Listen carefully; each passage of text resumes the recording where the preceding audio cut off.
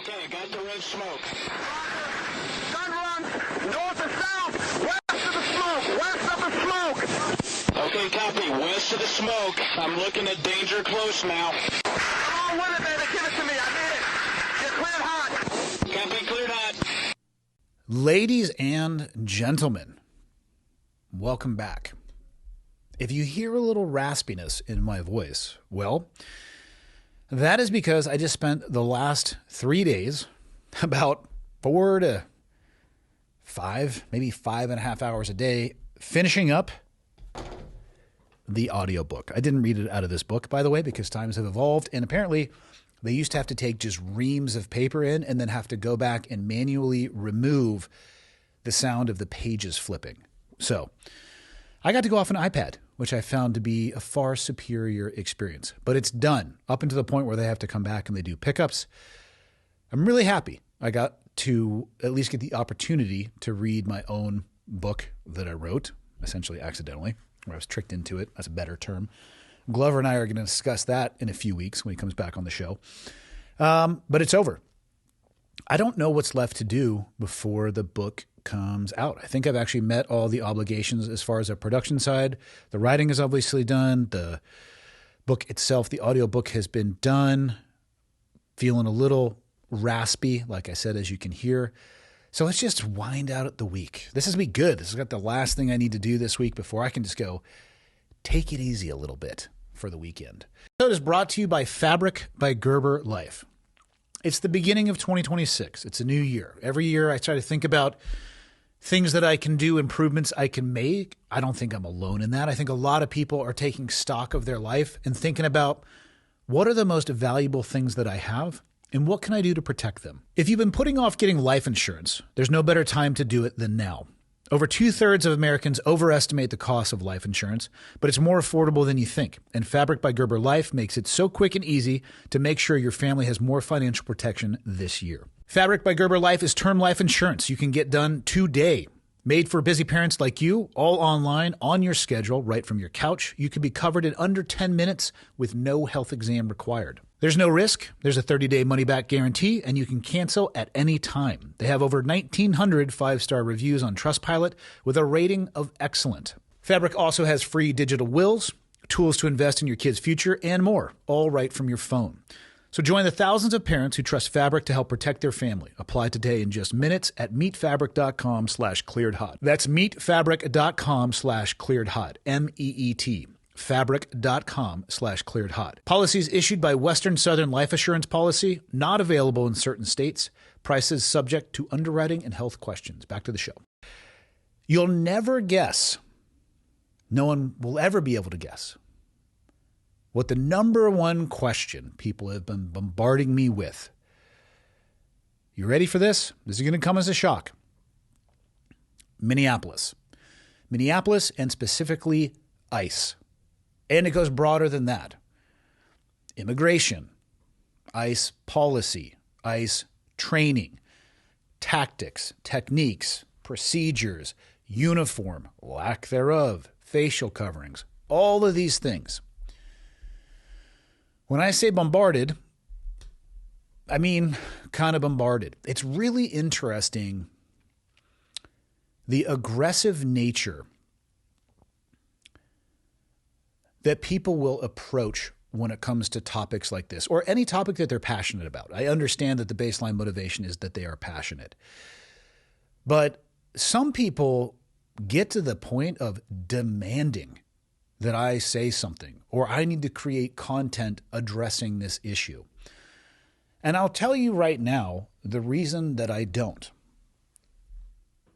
Because what I see right now is that almost nobody is listening, but a lot of people are yelling at each other back and forth. And that's not helping anything at all. There is a lot of misinformation that is being spread around. And I'm going to try to at least go through some of this because I knew I was going to talk about this. And there are some very interesting misconceptions that, although are sticky, are being thrown around as if they are fact. And I actually think that to be quite dangerous. So we'll talk about that in a minute too. But the overall reality is this. I reserve the right to not have an opinion on everything. I'm just me. I don't have some deep and nuanced understanding of, let's start at the very top, immigration policy inside of the United States, let alone where ICE falls into that in their enforcement role, the specific laws that boundary their behavior, the left and right limits of what they are able to do.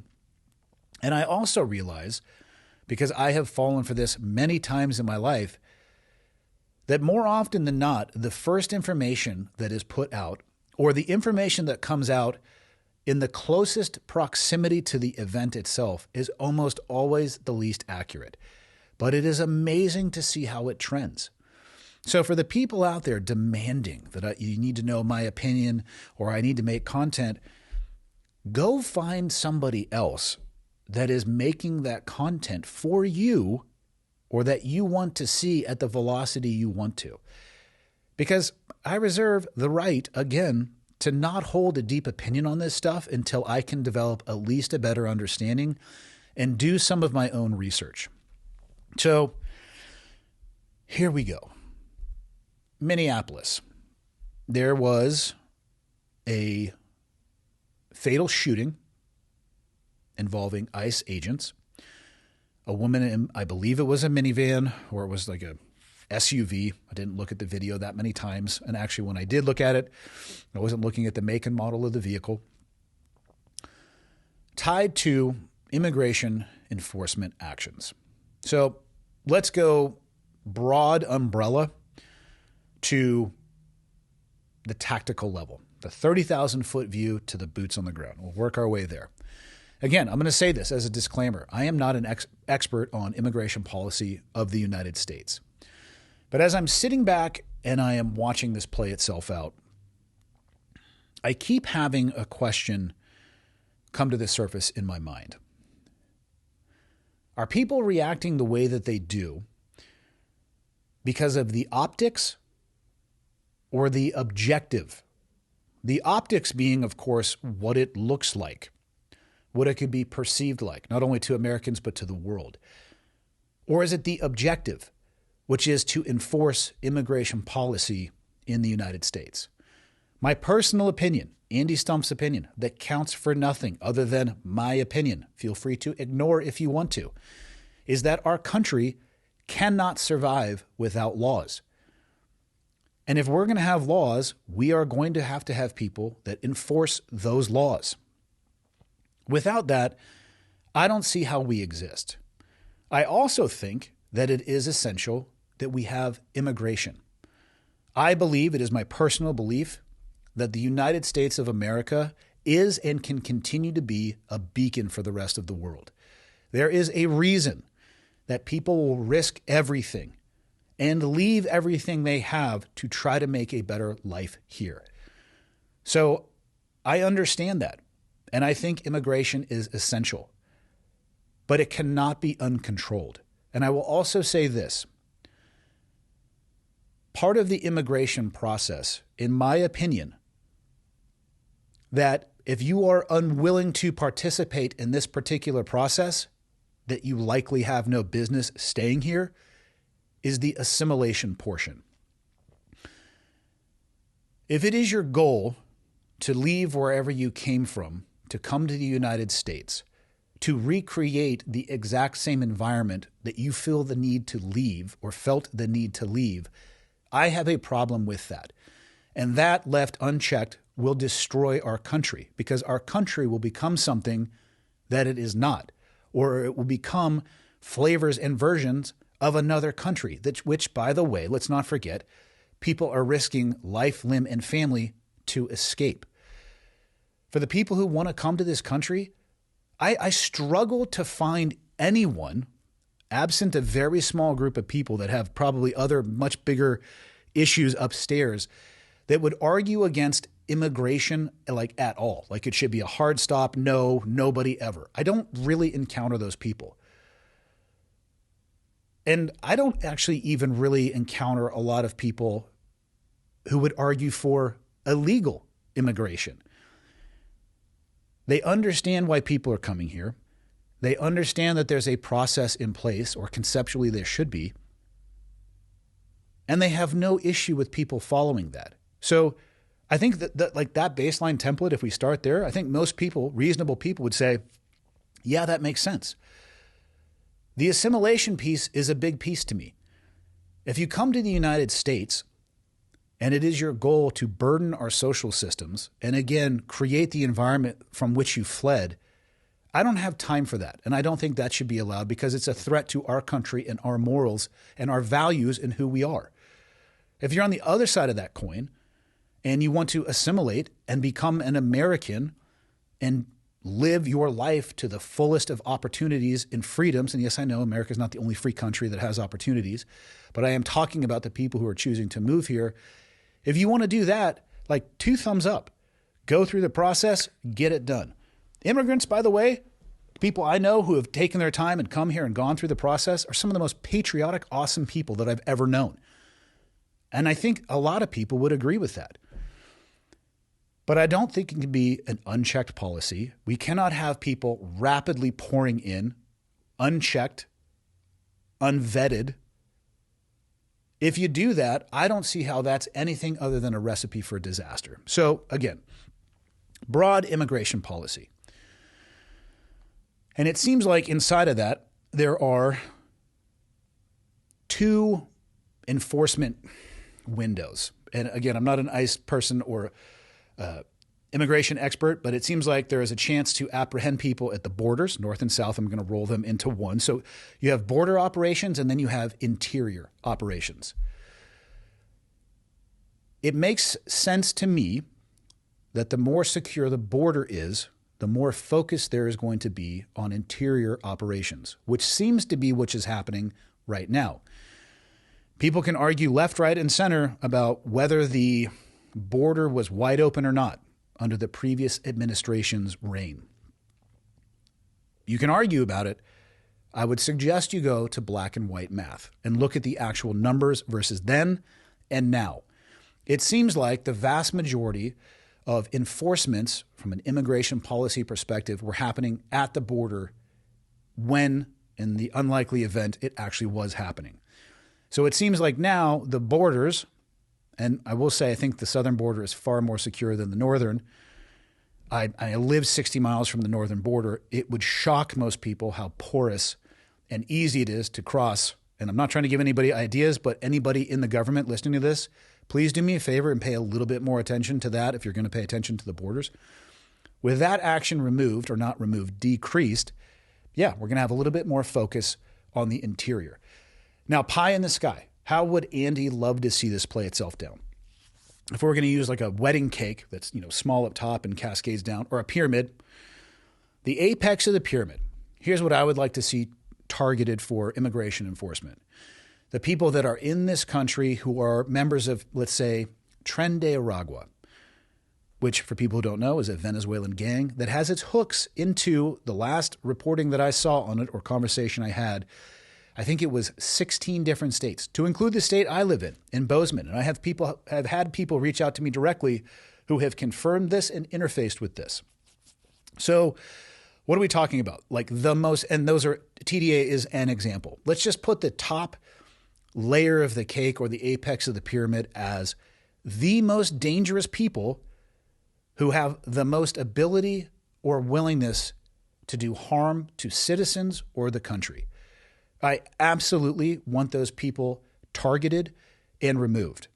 Now, people will say, why isn't ICE only focusing on that? Or our immigration policy, why isn't it only focusing on that? I don't know the last time you checked in with the criminal underworld, but the last time that I did, which was never, by the way, I don't think they go to a clubhouse and put a map up. Like in the coffee shop, we have a U.S. map. And we have people put pins into the board where they're from, because it's a really cool representation of where they come to visit. I don't really know any criminal organizations that would do that, because guess what you're doing? You're giving people a roadmap to where to start looking to come find you.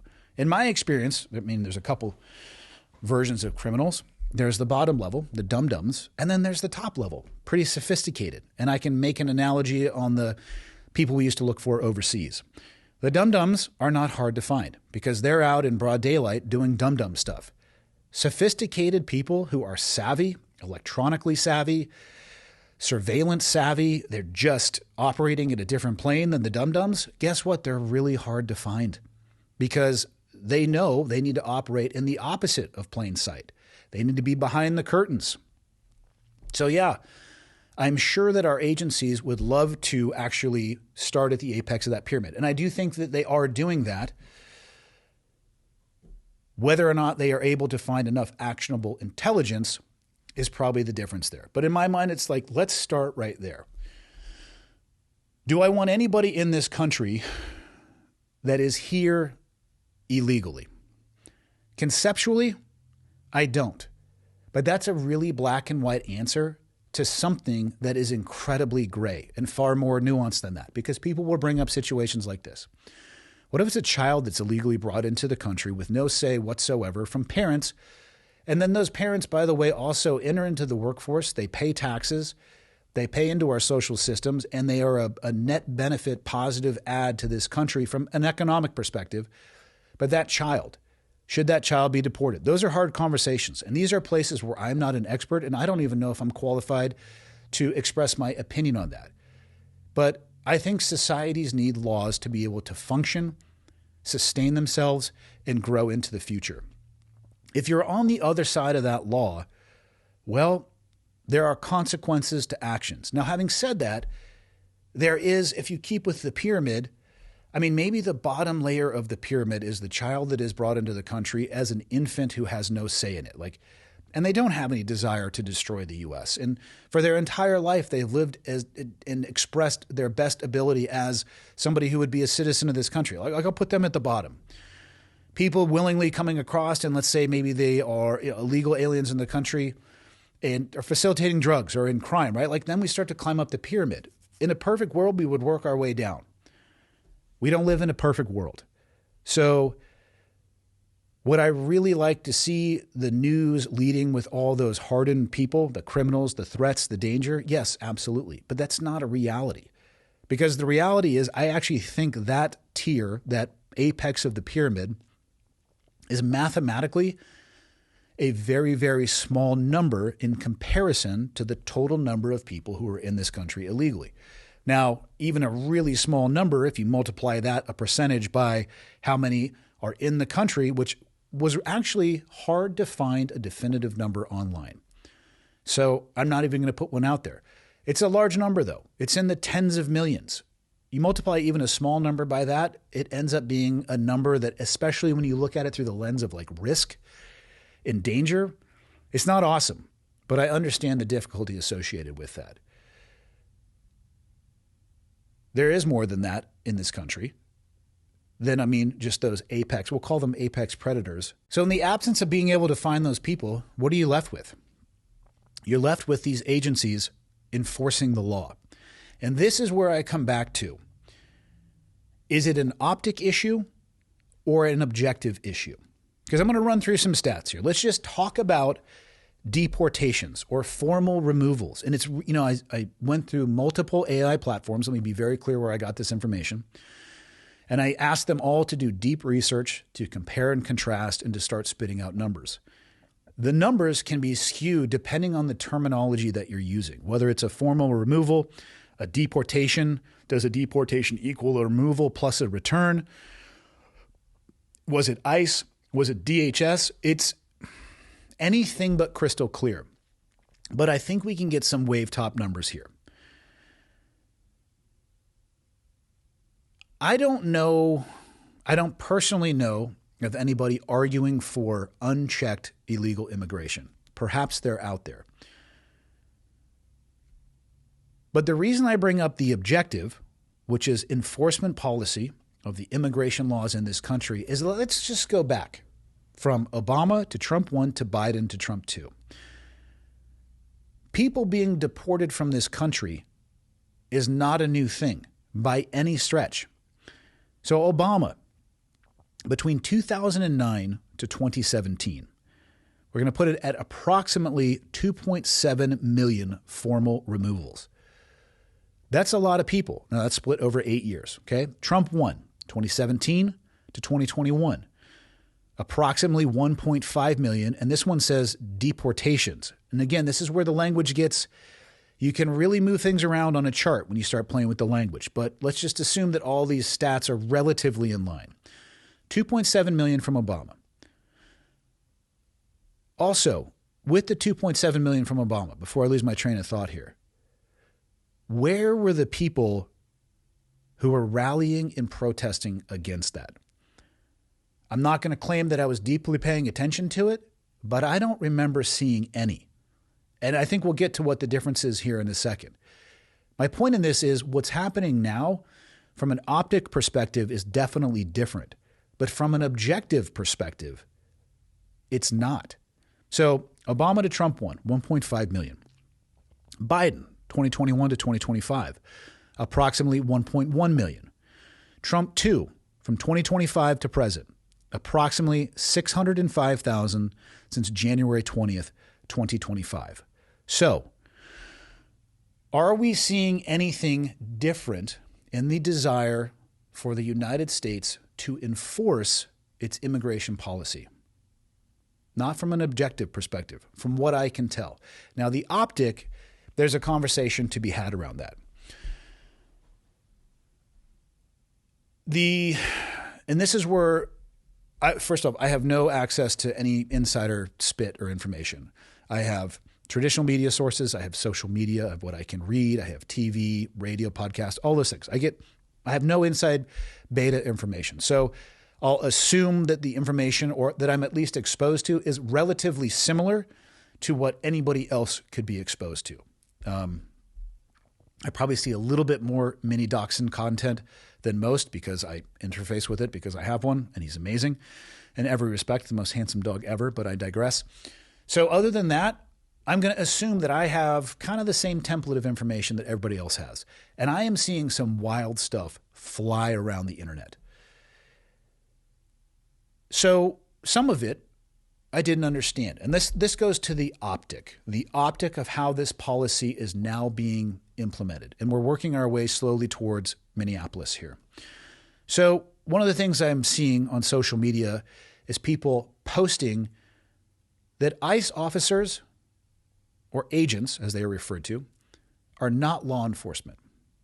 That ICE agents cannot arrest you and that you don't have to comply with anything that they say. That's a wild claim, and it is spreading like wildfire. And the reason I believe it's spreading like wildfire is that it aligns with how people feel, not the actual truth. And on that note, I think one of the biggest differences probably now between the Obama administration or the Biden administration is that for better or worse, the person currently sitting in the Oval Office has this innate ability to inspire loyalists and whatever the word would be on the other side of that.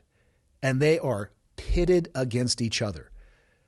And I think a lot of the people arguing against or rallying for or protesting, it has more to do with the person in office than it does with the objective or even the optic.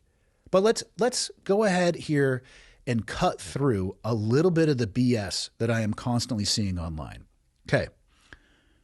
Are ICE agents law enforcement officers? Again, I went through 3 different AI sources, so there is a chance that this information is wrong. However, it did spit me out nearly identical answers. So here's what I'm going to read.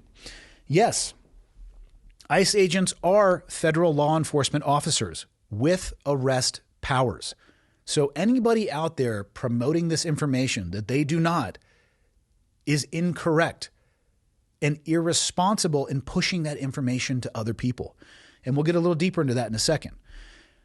But they focus on immigration violations and work under Homeland Security, not local police. They are distinct from local police, but may partner with them. And their identification as police can be confusing, but is generally permitted. They enforce immigration laws, conduct investigations, and can make arrests, but operate under specific immigration statutes, not general criminal law like local police. ICE officers have statutory authority under Section 287 of the Immigration and Nationality Act to arrest individuals for civil immigration violations without a judicial warrant. On the subject of warrants, for entering private residences, ICE generally needs a judicial warrant, unlike their authority in public spaces or workplaces. So, whether you like it or not, they are law enforcement officers with arrest authority. So then I've seen this social media thing take another turn. They can only arrest you for an immigration-related issue. Well, let's take a look at that. Yes, ICE agents can arrest people for criminal activity, especially if the crime relates to immigration violations or if the individual is a non-citizen in the country unlawfully. Let's go even farther. Can ICE agents arrest someone for criminal activity not associated with immigration?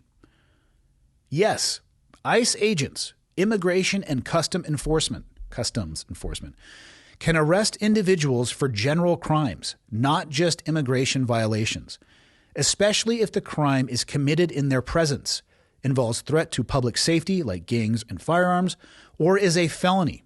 But their primary role remains immigration enforcement. So yeah, that's their primary job.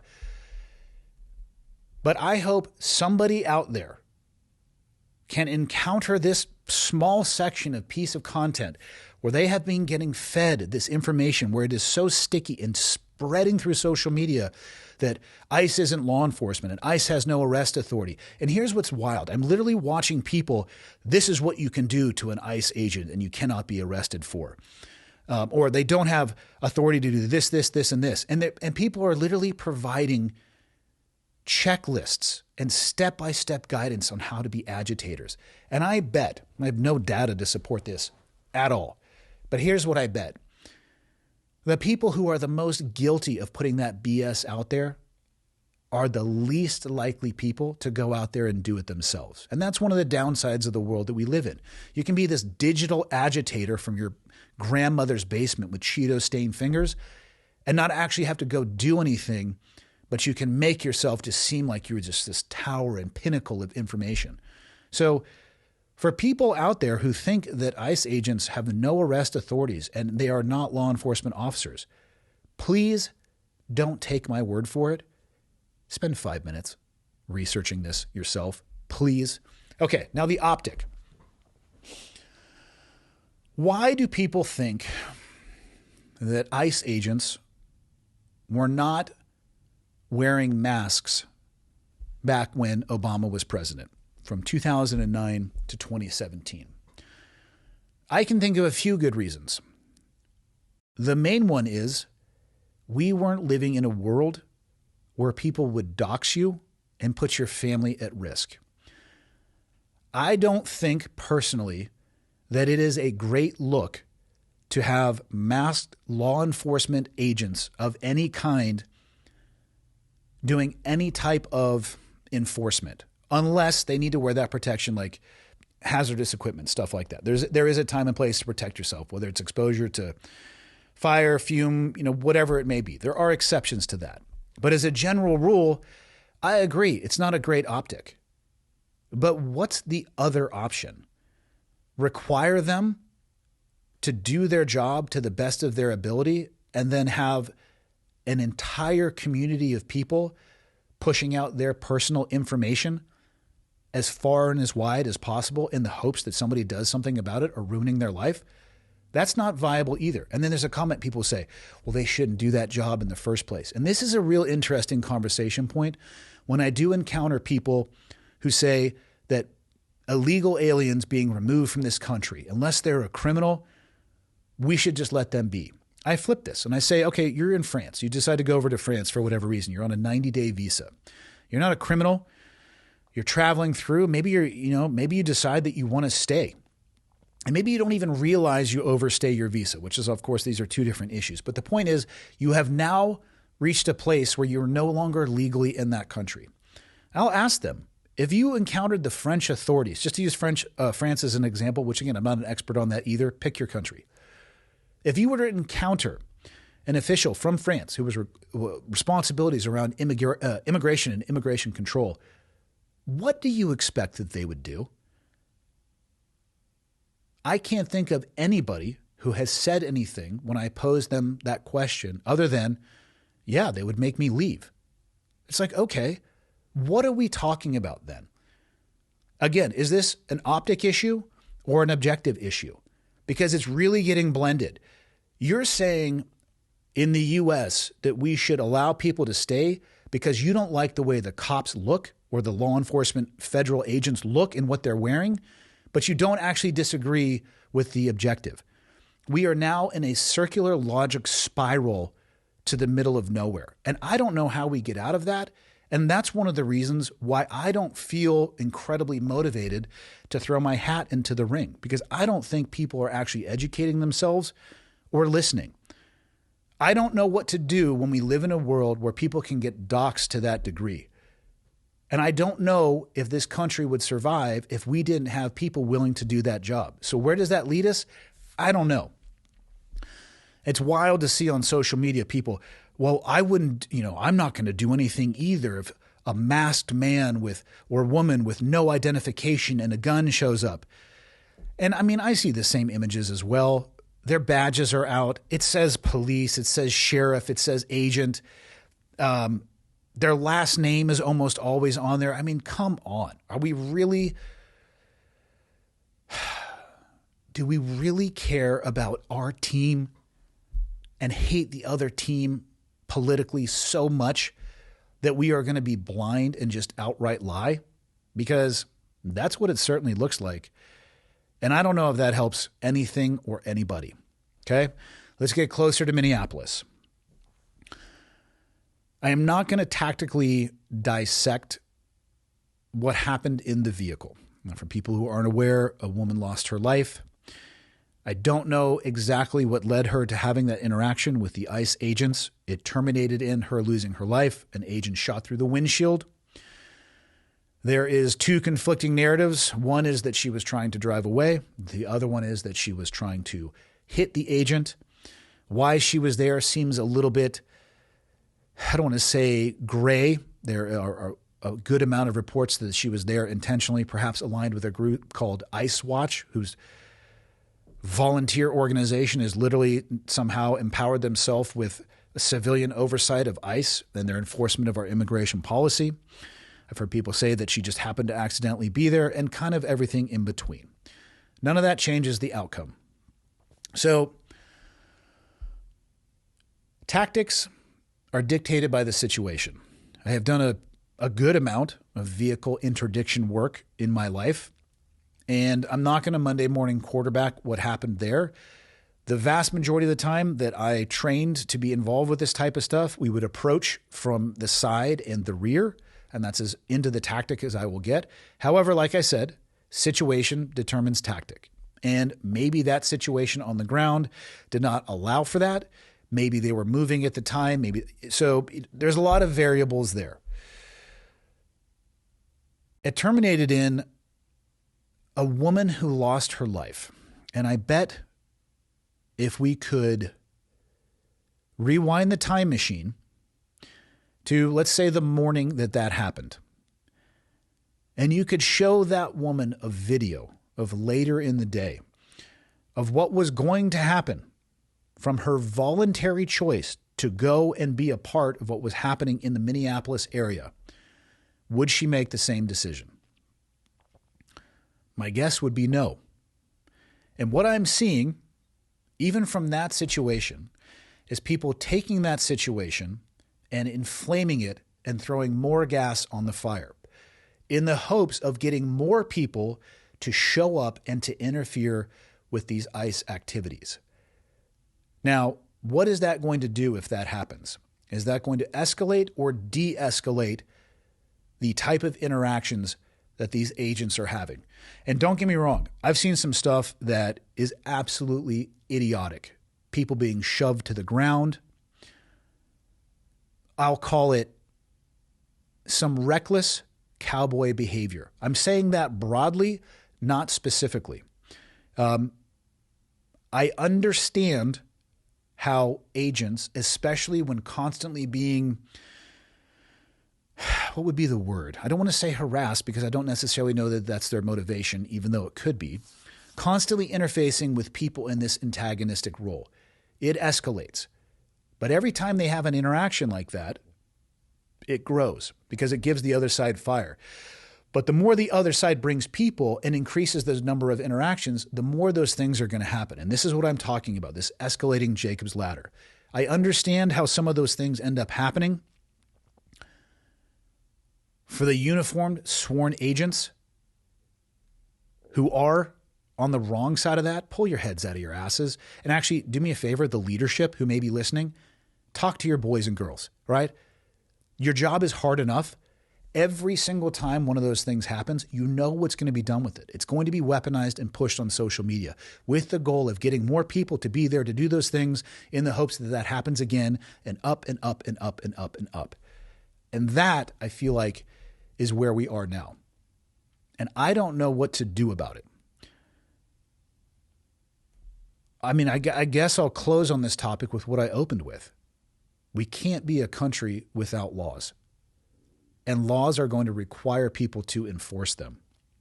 I don't know how we've gotten to this place. I actually think that it has almost nothing to do with the optic or the objective. It has to do with the hatred for the person that they consider to be responsible, which is the current sitting president of the United States. Where do we go from there? I don't have the answer to that. But it seems like it is escalating, not de-escalating. And all I would ask for anybody receiving this type of information, you make your life choices, right? And choices have consequences, both good and bad. Before you go out and try to flex the powers that you think you have or exploit the powers that you think others don't have, educate yourself, please. We live in a super complicated society. We are incredibly divided, it seems right now, in small sections. But I tell you where I don't see that in my day-to-day life. I also don't live in Minneapolis, so I can't speak to, maybe if something like this happened where I live in Kalispell, it would erupt into something like that. I'm not sure. But in my day-to-day life, the more I have removed myself, I'm almost 2 weeks now from trying to really reduce my screen time. And I mean, I think I've spent 7 or 8 minutes on social media this week. This is Thursday. The better I feel, the more face-to-face interactions I'm having, the less separated I actually feel from the people, even on the other side of the political aisle. I think that's kind of the way. So it's beauty that we can be interconnected. And I'm rambling here a little bit, I know, but all of these things are so tied in. I don't have a solution. I don't have an answer. And that's why I generally don't throw my hat in the ring to create content around this stuff. So I know what I want it to look like. I know what I want our country to be. I am not educated enough or experienced enough to know whether or not we're going to get there. But both sides of this have a lot of improvement that they could do. And for somebody who believes that there should be no immigration policy at all, please reach out to me because I am actually interested in having this conversation. How would that work? How does a nation survive? Because I don't think that it can. And absent that, we have to figure out a way to enforce the laws that we have. And there's a whole other conversation around this. Why weren't they enforced to a higher degree previously than this? I don't have enough room on my SIM card to work my way through that one. So we'll just end it before I lose my complete train of thought. That's my thoughts on immigration and ICE. And the only thought I have about Minneapolis, really at the end of the day, is it's an absolute catastrophe. It's a horrendous loss of life that I don't think needed to happen. And that's all I have on that. This episode is brought to you by AG1. There is no right time for better health. There's just now. AG1 is the easiest and most impactful habit you can implement this year. Sustainable health is about consistency, not about perfection. Simplify your nutrition with AG1, multivitamin, pre- and probiotics, superfoods, and antioxidants in one scoop. AG1 is the opposite of complexity. 20 seconds, 1 scoop, 8 ounces of water, done. Drink it first thing before coffee, before checking in on your phone.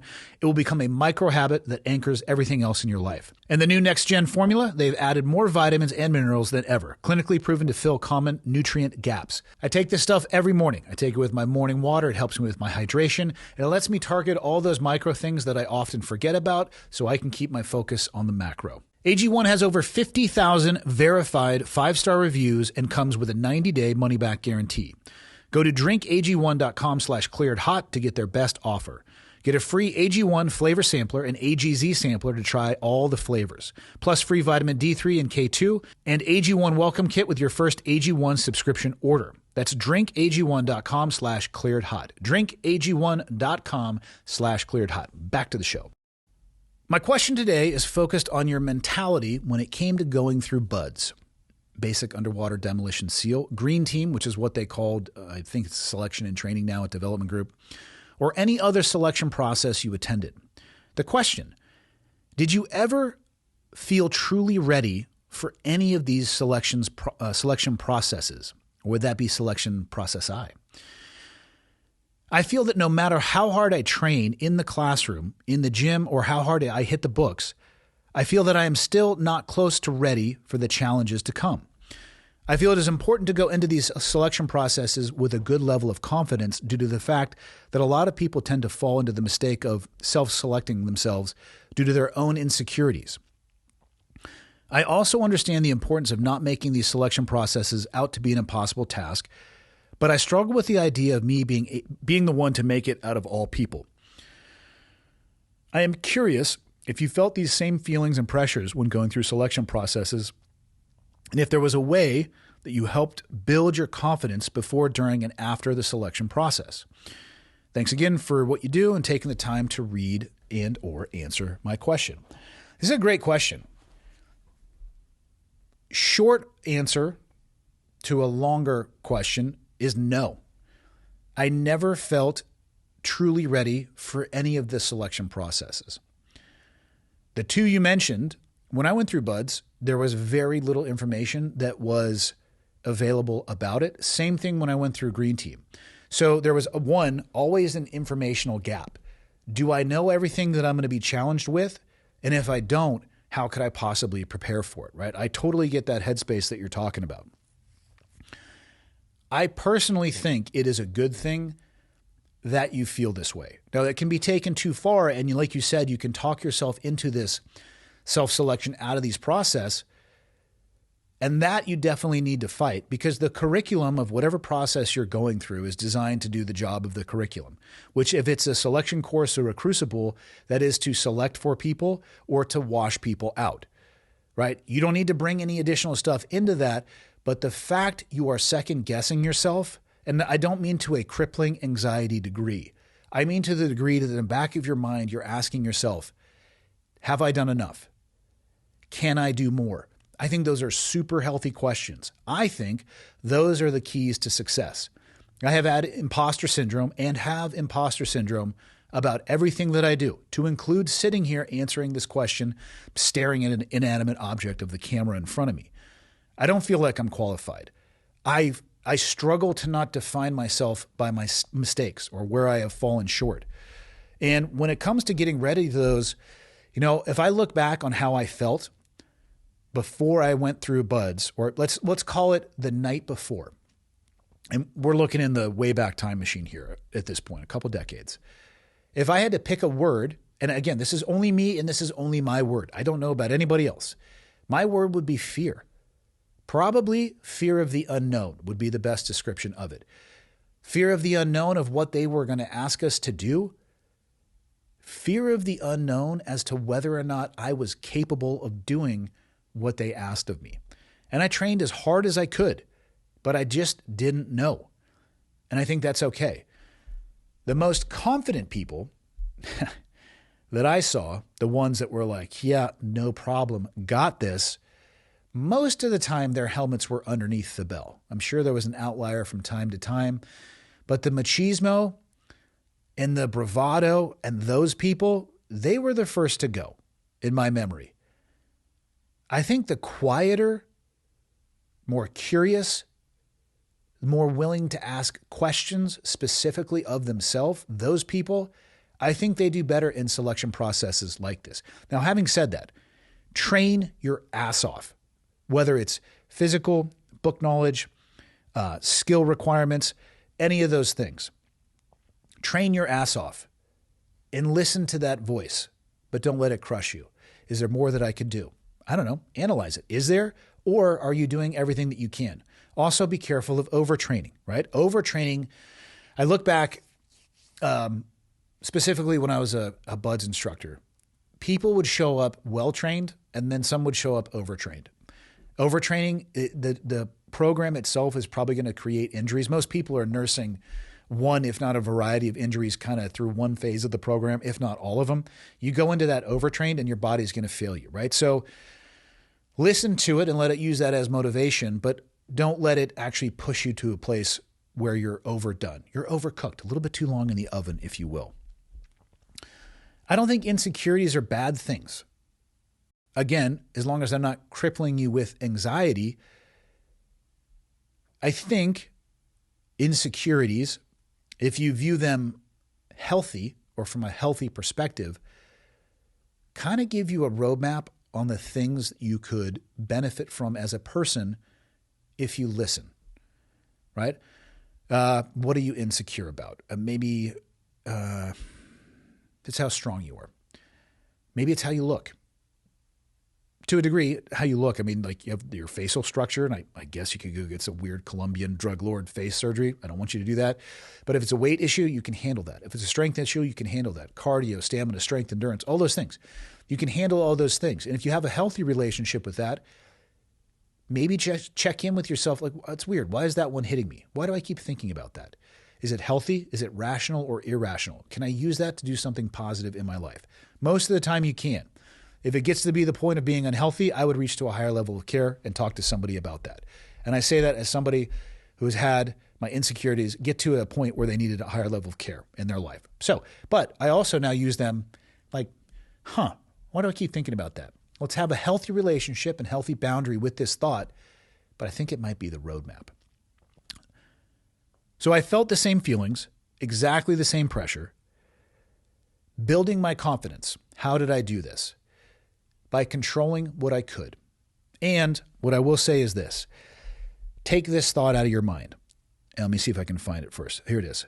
I struggle with the idea of me being the one to make it out of all people. How is that helping you? How is that thought serving you? That one I would put into a category of an insecurity that is not beneficial in any way unless it drives you to do more, but of course, respecting the limit of overtraining. Get rid of that thought. Whether people want to hear this or not, this is a true statement. And this one actually really sucks. Nobody can make you quit. And I have watched, I want to say thousands, but it's probably safer to say hundreds. I've seen hundreds of people, physically been there when hundreds of people have surrendered the goal that they would tell you they've had for their entire life, that nobody would ever be able to change their mind about, that they would give every penny of the money that they have and every ounce of their net worth to be able to achieve. And they give it up. Helmet goes down on the ground, ding, ding, ding, ding. Actually, the bell usually goes first. It's a symphony. And right after that, they start saying things like, instructor so-and-so made me quit.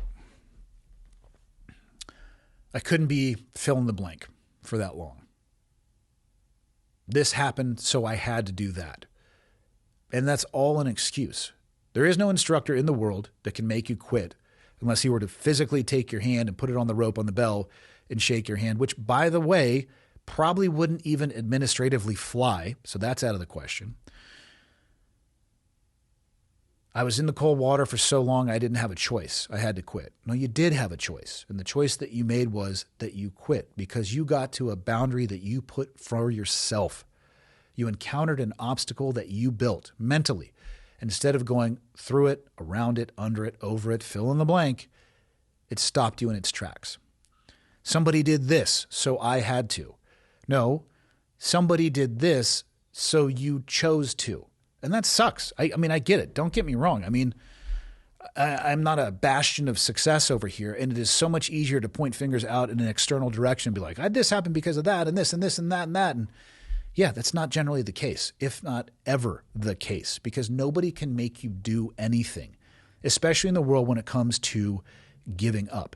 So you need to bring all of your energy and focus onto what you can control and cut away all of the BS associated with like, well, how could I be the special person?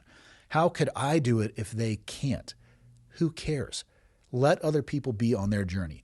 When you go into a selection process, the best way, in my opinion, to build your confidence is to take control over the things you have control over, which is yourself, your training, your preparation, your hydration, your food, your recovery. God, recovery is left out of so many of those things. All of those things, and you sharpen the blade to the point where you cannot sharpen it anymore for who you are and given the time that you have allotted. And then you put everything else aside and you use that blade to the best of your ability, and you refuse to surrender to the insecurities or any thoughts that you may have about giving up, because you realize that nobody can make you quit and nothing can last forever, especially a selection course or a crucible program. So by focusing on you, that's the way you build your confidence. When should you be confident? When you've put in the work. If you're going through a selection course or a program, I know in the modern era, almost everyone in every training pipeline, whether it's military, law enforcement, whatever, go on the internet. You're going to be able to find the testing standards. I know this exists for first, second, and third phase for buds. Make sure that you can pass those on your worst day. What does that show you? That you've put in the work, that you're trained, that you're prepared, and you should be confident. It doesn't remove risk from injury and things like that, or sickness, or just life happening, losing a parent, whatever it may be. But then you know you've done the work and you're measuring it against that. How do you do those things though? How do you get to that point? You cut out the BS. Don't think about other people. Think about yourself. Focus and prepare for that. And realize it's good that you're scared. That means you're doing something that is important. That means you're doing something that matters. I don't mean like terrified and paralyzed with fear, but a level of uncertainty. God, am I good enough to do this? Do I have what it takes? That is what I'm talking about. That's an awesome goal. I don't know about anybody else, but if I think about myself, if my goal is, I'm going to get out of bed at 8 o'clock this morning and I'm going to get into my car, I'm going to go do whatever. I'm going to go on a 2-mile hike around a soccer complex. And this is a really weird example. I don't even know where I'm going with this or how I'm coming up with the soccer example. I will lose no sleep over that. I will not train for that. And I will have no doubt whatsoever whether or not I'm capable of completing those things. But if I set a goal for myself, I'm like, okay, I'm going to go navigate through the Bob Marshall wilderness from north to south, self-sustained, and I'm going to do it in under a week. And I'm only going to have the things that I have on my back and my knowledge and skill set to get me through that. Whew. Now we're talking about something else. There's a physiological difference in those two goals. I like the latter goal. The ones to me that don't get your heart rate up at all, and don't get me wrong, I'm not saying everything in your life should be the one that you're like sweating, but have at least one of those in your life. If everything in your life, you're like, yep, got it, no problem, no need, like it's all going to be fine, I don't think you're aiming high enough. Your life to live, you choose the trajectory of the goals that you want. But for me, I'm going to crank that thing up at least once in a while. The 777, 7 continents, 7 jumps, 7 days. Again, not like physically, like, man, I don't know if I'm physically capable to test gravity 7 times, which I am, but it's like, we might mess this up. We might waste a lot of people's money on this. We might fail totally publicly. Or the wingsuit record I attempted back in 2015, or selection courses, or starting jiu-jitsu, or trying to get your black belt, or fill in the blank. If it gets your heart going, pay attention to it, man. I think that's an interesting spot. It's an interesting sweet spot for some goals because you know it has gravity, because you care, because you're curious, because you're uncertain. And I think, personally, that's where individual greatness can come from. Don't make the mistake of comparing your greatness with somebody else's, because comparison will become the thief of joy. And just like it doesn't matter, how could I be the only person out of all the many? Let them be on their journey. Celebrate your successes and your excellence and let them worry about theirs. And honestly, I've been at it for almost an hour. So we went like super dark, Minneapolis, I guess, at least a little bit. Hopefully this is a little bit out and helping people pick a goal that maybe lights the fire underneath them again. And that's actually another reason I think to pick those goals that make you wonder whether or not you have it. Because if it doesn't, it's so easy to slide into laziness. And that's not how I want to live my life. And that's not how I want you to live your life either. See you all on Monday.